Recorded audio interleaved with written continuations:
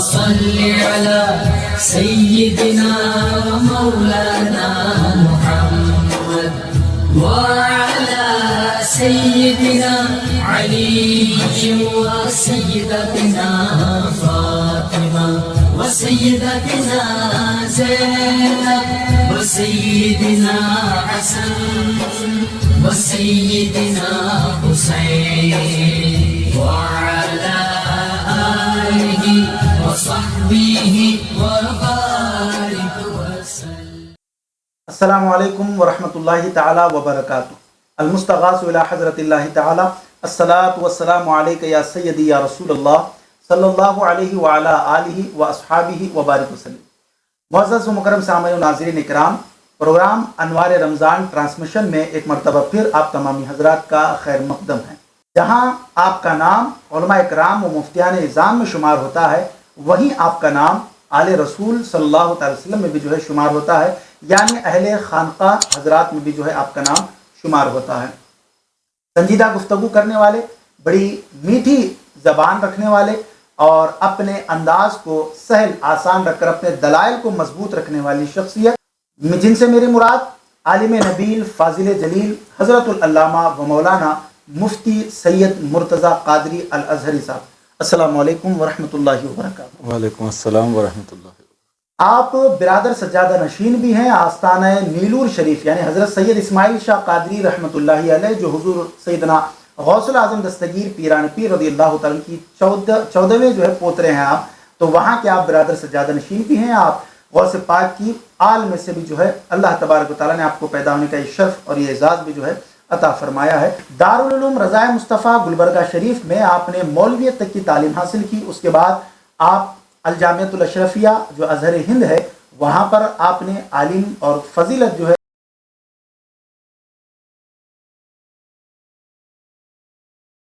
کرم سے آپ کو الجامعۃ الازہر یعنی وہاں پر آپ ایک خصوصی کورس کے لیے جاتے ہیں اور تخصص فی الحدیث، وہ بھی الحمدللہ اس سال جو ہے آپ کا مکمل ہونے والا ہے. اللہ تبارک و تعالیٰ دارائن میں آپ کو جزائے خیر نصیب فرمائے اور آپ کے علم میں عمل میں بے پناہ برکتیں عطا فرمائے. معزز سامعین و ناظرین کرام، آج ہم ایک ایسی ہستی کا ذکر کرنے جا رہے ہیں. آج ایک ایسی شخصیت کا تذکرہ کرنے کے لیے ہم یہاں پر حاضر ہوئے ہیں جہاں پر ساری امت محمدیہ صلی اللہ تعالیٰ علیہ وسلم کی گردنیں جھک جاتی ہیں. جب ان کا نام مبارک آ جاتا ہے تو سارے مسلمان بلکہ سارے ایمان والے اپنے سر کو جو ہے جھکا لیتے ہیں. معزز سامعین و ناظرین کرام، آج ان کا تذکرہ کر میں یہ سمجھتا ہوں کہ اللہ تبارک و تعالیٰ میری دنیا اور آخرت کو بھی کامیاب فرمائے گا اور آپ کی بھی دنیا و آخرت کو کامیاب فرمائے گا. میں بات کر رہا ہوں ایک ایسی عظیم ہستی کی کہ جس کے بارے میں میرے آقا دو عالم صلی اللہ تعالیٰ علیہ وسلم نے ارشاد فرمایا کہ جب سب نے میرا ساتھ چھوڑ دیا تو اس نے میرا ساتھ نہ چھوڑا. حضور صلی اللہ تعالیٰ علیہ وسلم کے ہمہ وقت ساتھ رہنے والی ذات، حضور صلی اللہ علیہ وسلم کے غم میں خوشی میں ہمہ جہت سے آپ کی جو ہے مدد کرنے والی ذات، حضور صلی اللہ علیہ وسلم کو ہر طریقے سے سپورٹ کرنے والی ذات، جب کوئی ساتھ میں نہ تھا تو یہ عظیم ہستی حضور صلی اللہ علیہ وسلم کے ساتھ موجود تھی، کہ جن کا نام نامی اسم گرامی سیدہ طیبہ طاہرہ عابدہ زاہدہ حضرت سیدتنا خدیجۃ الکبریٰ رضی اللہ تعالی عنہا، جو ام المؤمنین ہے، جو سارے مسلمانوں کی، سارے مومنوں کی جو ہے ماں ہے اور خاتون جنت سیدہ کائنات، کہ جو جنتی عورتوں کی سردار ہے، کہ جن کی جنت بھی اس ماں کے قدموں تلے ہے، کہ جن کا نام نامی اسم گرامی حضرت سیدتنا خدیجۃ الکبریٰ رضی اللہ تعالی عنہا ہے. تو 10 رمضان المبارک حضرت خدیجۃ الکبریٰ رضی اللہ تعالی عنہا کا یوم وصال ہے، یہ ساری دنیا جانتی ہے. لیکن میں آپ سے یہ پوچھنا چاہتا ہوں کہ 10 رمضان المبارک کو چھوڑ کر ماہ رمضان کو اگر مطلقاً طور پر دیکھیں تو اس میں ایسی کون سی تواریخ ہیں جس میں حضرت سیدتنا خدیجۃ الکبریٰ رضی اللہ تعالی عنہا کے علاوہ بھی جو ہے ماہ رمضان مبارک میں جس کو آپ کہیے تاریخی باتیں ہو یا تاریخی کام ہو یا اور دیگر صحابہ کرام یا حضور صلی اللہ علیہ وسلم سے ریلیٹڈ کوئی چیزیں ایسی ہو جو رمضان مبارک میں اس کے علاوہ بھی جو ہے موجود ہو، اس کے اوپر مطلقاً نظر آپ فرمائیں. الحمدللہ والصلاۃ والسلام علی سیدنا رسول اللہ وعلی آلہ وصحبہ ومن والہ. اما بعد، سب سے پہلے تو رفیق گرامی حضرت حافظ سید ساجد پاشا قادری صاحب سجادہ بارگاہ سے شاہ ظہور الدین شاہ قادری اطوال شریف علی کیڑ، آپ کا بہت بہت شکر گزار ہوں کہ آپ نے حضرت سیدہ خدیجۃ الکبریٰ کی بارگاہ میں خراج عقیدت پیش کرنے کے لیے ناچیز کو مدعو کیا، اور اللہ آپ کو جزائے خیر عطا فرمائے،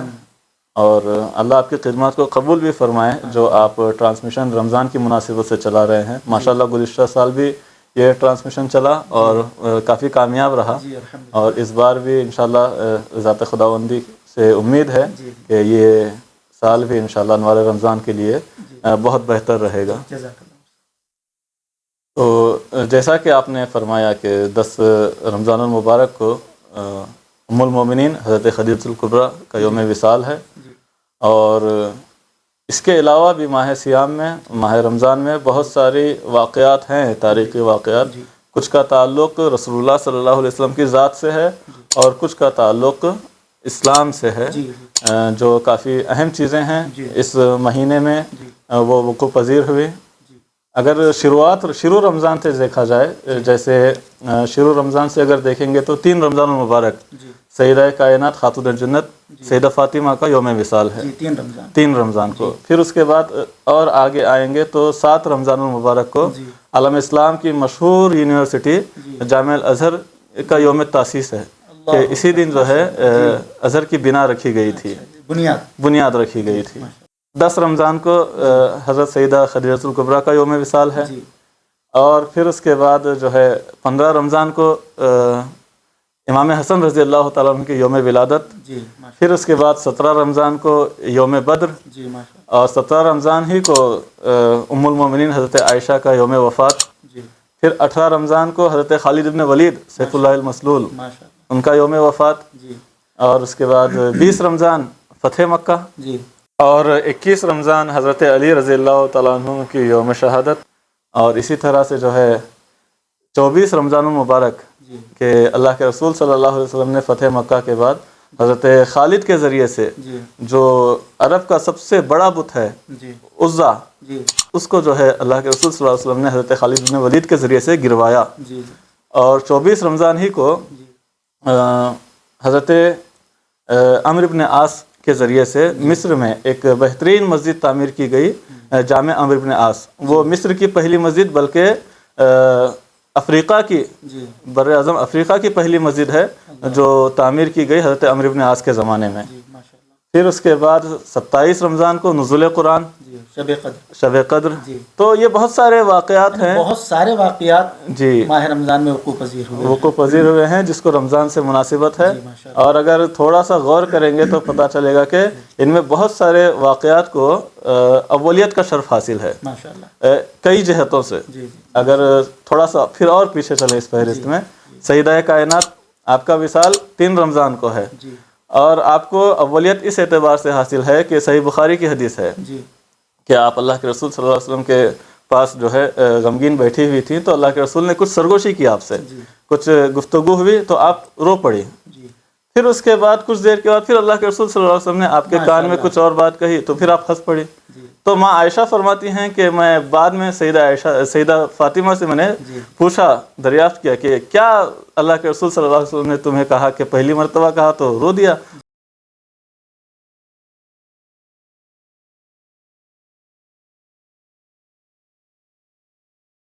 انتقال کر جاؤں گا، تو یہ سن کر میں رو پڑی۔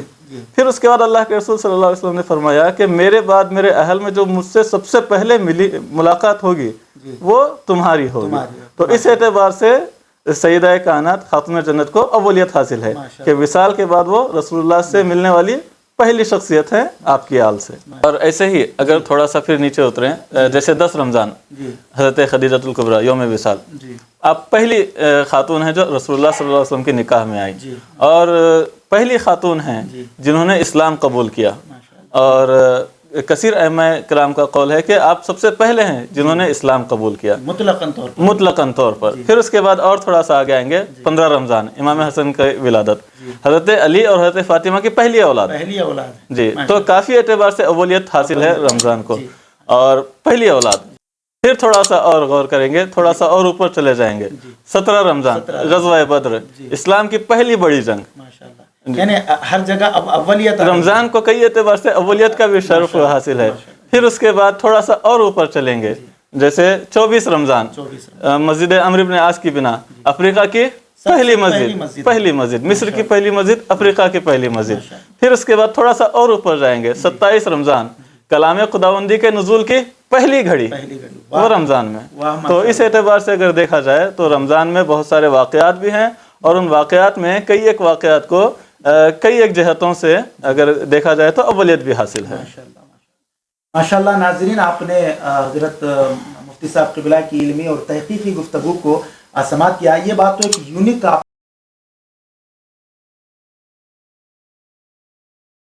جو ہے حاصل ہے، اور اس میں جو اولیت کی جو آپ نے نشاندہی بھی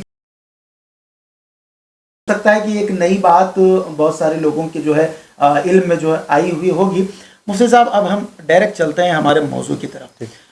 شان حضرت سیدتنا خدیجۃ الکبریٰ رضی اللہ تعالی عنہا، آپ کے شان پر اور آپ کی عظمت پر تقریباً کئی جو ہے واقعات اور کئی احادیث میں سمجھتا ہوں کہ موجود ہوں گے۔ کوئی ایک دو جامع احادیث جو خصوصی طور پر جو ہے آپ کی اس کے اندر مطلقاً شان ذکر کی گئی ہو، یا اس حدیث مبارکہ میں آپ کی جامع شان کو جو ہے بیان کیا گیا ہو، ایسی ایک دو حدیث مبارکہ آپ کی شان میں آپ جو ہے بتا دیں۔ جی، یوں تو سیدہ خدیجہ کے شان میں کافی احادیث آئی ہیں جو آپ کے فضائل کو بیان کرتی ہیں، لیکن اس سے پہلے وہ آیات جو صحابہ کرام کی شان میں نازل ہوئے، جو آپ کے فضائل کے تعلق سے نازل ہوئے، تو ان کا اطلاق سیدہ خدیجہ پہ بھی بالکل ہوگا، انکلوڈ ہیں اس کے اندر۔ جی بالکل انکلوڈ ہیں، جیسے کہ اللہ تبارک و تعالیٰ نے فرمایا کہ رضی اللہ عنہم و رضوا عنہ، کہ اللہ ان سے راضی اور صحابہ اللہ سے راضی، تو چونکہ آپ اس میں شامل ہیں تو اس آیت کا اطلاق آپ پر بھی ہوگا۔ اس کے علاوہ اگر حدیث رسول صلی اللہ علیہ وسلم کی جانب رجوع کریں گے تو پتہ چلتا ہے کہ اللہ کے رسول صلی اللہ علیہ وسلم نے کافی فضائل آپ کے بیان کیے ہیں۔ اس میں سے ایک دو حدیث، جیسے صحیح بخاری کی حدیث ہے کہ اللہ کے رسول صلی اللہ علیہ وسلم کی بارگاہ میں ایک مرتبہ حضرت جبریل تشریف لائے اور کہا کہ یا رسول اللہ، آپ کے پاس حضرت خدیجہ آ رہی ہیں اور ان کے ساتھ ایک برتن ہے، اس میں کھانا یا سالن ہے، جب وہ آئیں تو انہیں ان کے رب کی جانب سے سلام پیش کریں، اور میری جانب سے بھی انہیں سلام پیش کریں، اور انہیں جنت میں گھر کی بشارت دیں۔ سبحان اللہ۔ تو یہ حدیث پاک میں ہے، اور صحیح بخاری کی ہی حدیث ہے کہ حضرت عائشہ فرماتی ہیں، یعنی اس ہستی پر اللہ تبارک و تعالی سلام بھیج رہا ہے۔ بالکل، حضرت جبریل فرما رہے ہیں کہ انہیں کہیں کہ ان کا رب انہیں سلام بھیج رہا ہے، اور میری طرف سے بھی انہیں سلام کہیں۔ پھر اس کے بعد صحیح بخاری کی حدیث ہے، سیدہ عائشہ فرماتی ہیں کہ سرکار کی جو ازواج ہیں اس میں مجھے سیدہ خدیجہ سے جتنی غیرت ہوتی تھی اتنی کسی اور سے نہیں ہوتی تھی۔ پھر اس کی وجہ آپ خود ہی بیان فرما رہی ہیں کہ جب بھی آپ کا تذکرہ ہوتا تو اللہ کے رسول صلی اللہ علیہ وسلم ہمیشہ بھلائی کے ساتھ آپ کا تذکرہ کرتے، اور فرماتے ہیں کہ جب بھی اگر گھر میں بکری وغیرہ کچھ ذبح ہوتی تو اس کا کچھ حصہ، کچھ ٹکڑا اللہ کے رسول صلی اللہ علیہ وسلم دیتے، اور فرماتے کہ یہ خدیجہ کی فلاں سہیلی ہے،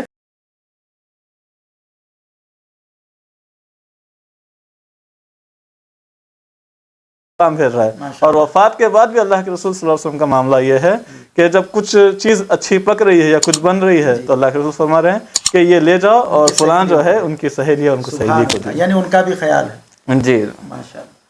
مفتی صاحب، ایک بات جو اکثر ہمارے معاشرے میں بھی، یا یوں سمجھ لیجئے کہ مسلمانوں کے ذہنوں میں یہ بھی بات آتی ہے،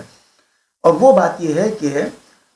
ظاہر سی بات ہے کہ نکاح کا پیغام اگر آج بھی ہم اپنے معاشرے میں دیکھیں تو نکاح کا پیغام یہ لڑکے والوں کی جانب سے جاتا ہے،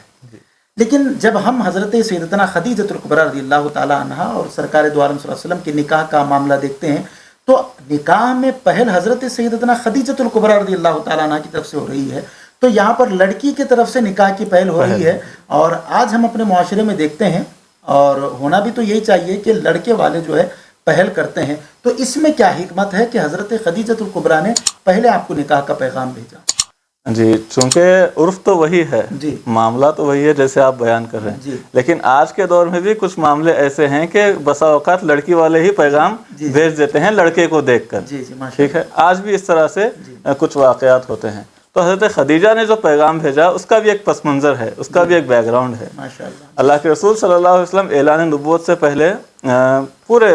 قریش کے درمیان جو ہے امین اور صادق کے لقب سے مشہور تھے، ماشاءاللہ۔ اور تو جب امانت اور صداقت آپ کی ذات میں مسلم ہے جی تو یہ بات حضرت خدیجہ تک بھی پہنچی، ماشاءاللہ۔ اور چونکہ وہ تاجرہ تھی، جی بڑے پیمانے پہ تجارت کیا کرتی تھی، تو آپ نے چاہا کہ وہ تجارت کو اللہ کے رسول صلی اللہ علیہ وسلم کے ساتھ بھی کرے، ماشاءاللہ۔ تو وہ خود اپنے غلام کے ذریعے سے پیغام بھیجتی ہیں کہ میرا مال تجارت لے کر شام جائیں، جی پھر وہاں سے جو ہے تجارت کر کے واپس آئیں۔ اللہ کے رسول قبول کرتے ہیں، تو ساتھ میں حضرت خدیجہ کا ایک غلام جس کا نام میسرہ ہے، جی وہ بھی اللہ کے رسول صلی اللہ علیہ وسلم کے ساتھ اس سفر میں ہوتا ہے۔ جی تو اس سفر میں جو کیفیات گزرتی ہیں، جو واقعات گزرتی ہیں، جو خلاف عادات امور اللہ کے رسول صلی اللہ علیہ وسلم کے ساتھ جو ہوتے ہیں اس کو دیکھتا ہے، تو واپس آ کر اپنی سیدہ حضرت خدیجہ سے کہتا ہے کہ میں اللہ کے رسول صلی اللہ علیہ وسلم کے ساتھ سفر میں تھا اور بہت ساری خلاف عادت کاموں کو میں نے دیکھا، کہ مطلب کھڑی دھوپ ہے، اونٹنی پر آپ سوار ہیں، لیکن آپ کے اوپر سایہ ہو رہا ہے، ابر کا سایہ، ابر کا سایہ ہے۔ تو اس کے علاوہ اور بہت سارے یعنی بہت واقعات ساری ہیں، چیزوں کو نوٹس کیا وہ نوٹ کیا، پھر اس کے بعد جا کر حضرت خدیجہ کو بتایا۔ تو چونکہ آپ پہلے سے ہی امین اور صادق کے لقب سے مشہور تھے، اس کے بعد پھر یہ چیزیں، جی اور چونکہ آپ سیدہ خدیجہ جی یہ قریش کی جو عورتیں ہیں اس میں عقل مند عورتوں میں شمار کیا جاتا تھا آپ کو، ماشاءاللہ۔ تو یہ عقل مندی کی بات ہے جی جی کہ آپ نے جب سرکار کے ان اوصاف کو دیکھا، جی پھر اس کے بعد آپ نے پیغام بھیجا، اور جن امور کو دیکھ کر پیغام بھیجا، اللہ کے رسول صلی اللہ علیہ وسلم نے بعد میں پھر انہی چیزوں کا تذکرہ کیا کہ جب کوئی لڑکا یا لڑکی نکاح کریں تو کن چیزوں کا اعتبار کرنا چاہیے۔ جیسے اللہ کے رسول صلی اللہ علیہ وسلم نے فرمایا کہ جب نکاح کرو تو اس کے حسب کے اعتبار سے کرو، نکاح کرو تو اس کی خوبصورتی کے اعتبار سے کرو، اس کے مال کے اعتبار سے، اس کے دین کے اعتبار سے، دین کے معاملے کے اعتبار سے نکاح میں جو ہے تم تلاش کرو، یعنی دین کو فوقیت، دین کو فوقیت دیں۔ تو بعد میں یہ اصول بھی بنا اسلام میں، اور چونکہ حضرت خدیجہ نے انہی چیزوں کو دیکھا کہ آپ کا امین ہونا، آپ کا صادق ہونا، پھر جو آپ کے معجزات ہیں اعلان نبوت سے پہلے، انہی چیزوں کی وجہ سے آپ نے نکاح کا جو ہے پیغام ماشاءاللہ، اپنی طرف سے پہل کی، پھر اس میں یعنی دونوں طرف سے نکاح کا پیغام جا سکتا ہے۔ یہ عرف ہے ہمارا کہ جس میں لڑکے والوں کی جانب سے جو ہے جی زیادہ جاتا ہے۔ ماشاءاللہ ناظرین، آپ نے سماعت کیا مفتی صاحب کی باتوں کو کہ حضور صلی اللہ علیہ وسلم کے نکاح کے اس پس منظر کو آپ نے بیان کرنے کی کوشش کی۔ عام طور پر اولاد کی جو تربیت کا حق ہوتا ہے وہ والدین کا ہوتا ہے، اور جس میں بھی والدہ کا زیادہ اس میں کردار ہوتا ہے، خصوصی طور پر لیڈیز کے لیے، لڑکیوں کے لیے۔ اب خاتون جنت جنتی عورتوں کے سردار ہیں، تو ظاہر سی بات ہے کہ یہ اعزاز کے لیے اور یہ اخلاق، عادات اور کمالات آنے کے لیے اس میں آپ کی والدہ کا بہت بڑا دخل ہوگا، تو آپ اس کو کس نظر سے دیکھتے ہیں؟ جی یقیناً اولاد کی تربیت میں ماں باپ کا بالکل دخل ہوتا ہے، اور ماں کا زیادہ حصہ رہتا ہے تربیت میں، اور سیدہ کائنات کی چونکہ آپ والدہ ہیں، جی ماشاءاللہ، تو تمام جنتی عورتوں کی سردار ہونا یہ کوئی معمولی اعزاز تو ہے نہیں، بے شک، تو یقیناً اب اس کے پیچھے جو تربیت ہوگی وہ بھی کوئی معمولی نہیں ہوگی، وہ تربیت بھی اسی پیمانے کی وہ بھی ہوگی، بے مثل و بے وہ بھی مثل ہوگی۔ اور آپ دیکھیں سیدہ کائنات کو بھی دیکھیں، اس کے علاوہ بھی دیکھیں، بہت سارے اشخاص ہیں جو حضرت خدیجہ کی تربیت میں تھے، جی آپ کی پرورش میں تھے۔ جیسے اگر آپ دیکھیں حضرت خدیجہ بنت خویلد، آپ کے والد کا نام خویلد، جی ٹھیک، اور حضرت زبیر ابن عوام، جی اور حضرت زبیر کے والد عوام، جی اور عوام یہ حضرت خدیجہ کے بھائی، جی اور آپ کا چونکہ بہت جلد انتقال ہو گیا، روایتوں میں آتا ہے کہ حضرت زبیر کی 2 سال کی عمر تھی جب آپ کا انتقال ہوا، جی تو اس کے بعد حضرت خدیجہ نے حضرت زبیر ابن عوام کو اپنی کفالت میں، اپنی سرپرستی میں لیا۔ جی اس کے بعد آپ دیکھیں اللہ کے رسول صلی اللہ علیہ وسلم نے حضرت علی کو اپنی پرورش میں رکھا، ماشاءاللہ، حضرت زید ابن حارثہ یہ سرکار اور حضرت خدیجہ کی پرورش میں تھے۔ تو آپ اگر نظر کریں گے حضرت فاطمہ جنتی عورتوں کی سردار، ماشاءاللہ، حضرت علی پہلے شخص جو بچوں میں اسلام لانے والے، حضرت زبیر ابن عوام یہ 4 یا 5ویں شخص ہیں جنہوں نے اسلام قبول کیا، اور اس وقت آپ کی عمر مشکل سے 12 سال یا 18 سال تھی، اور اللہ کے رسول صلی اللہ علیہ وسلم نے فرمایا کہ ہر نبی کے جو ہے حواری ہیں، مدد کرنے والے ہیں، اور میرے حواری زبیر ابن عوام ہیں، ماشاءاللہ، اور زید ابن حارثہ یہ بھی آپ ہی کی تربیت میں، اور زید ابن حارثہ غلاموں میں سب سے پہلے جو ایمان لانے والے۔ تو اگر حضرت خدیجہ کی تربیت کی طرف نظر کریں تو حضرت فاطمہ، حضرت علی، حضرت زبیر ابن عوام زید ابن حارثہ جیسی شخصیتیں ہیں. یہ تمام شخصیتیں آپ کی تربیت یہ میں آپ کی تربیت میں تھی، رسول اللہ صلی اللہ علیہ وسلم کی تربیت میں اور حضرت خدیجہ کی تربیت میں. تو آپ کا جب نکاح ہوا تو کل 25 سال آپ سرکار کی نکاح میں رہی، 15 سال اعلان نبوت سے پہلے جی،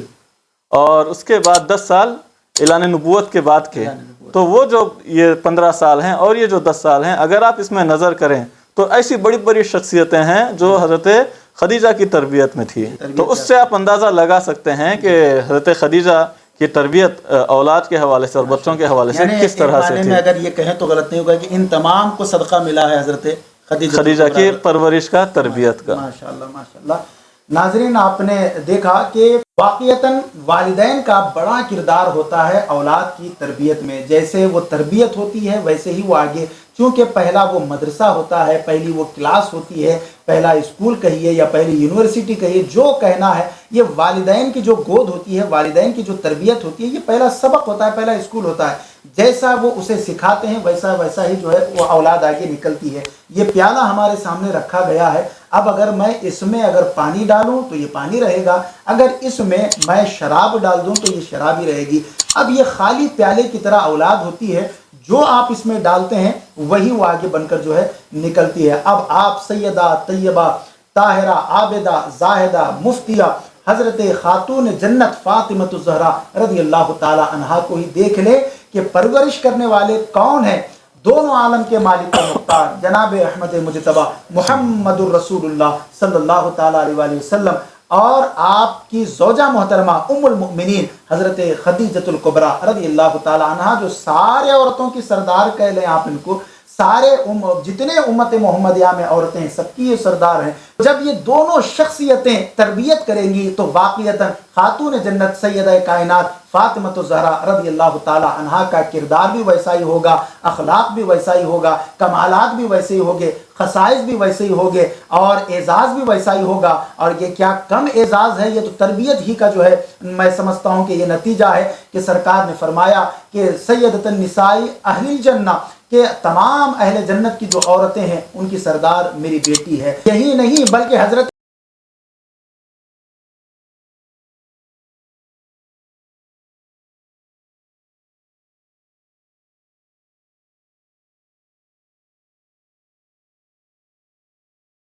بارگاہ ہے حضرت خدیجۃ الکبریٰ رضی اللہ تعالی عنہا، اور میرے آقا کی وہ بارگاہ ہے جہاں سے ان کو براہ راست فیض ملا ہے، جہاں سے ان کو براہ راست جو ہے تربیت کا جو ہے ایک صدقہ ملا ہوا ہے. تب یہ اس طریقے سے جو ہے آج دونوں جہاں میں جو ہے یہ چمکتے دمکتے نظر آ رہے ہیں.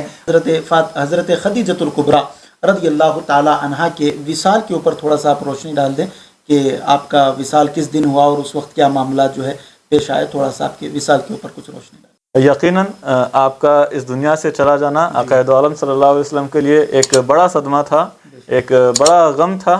اور عقائد عالم صلی اللہ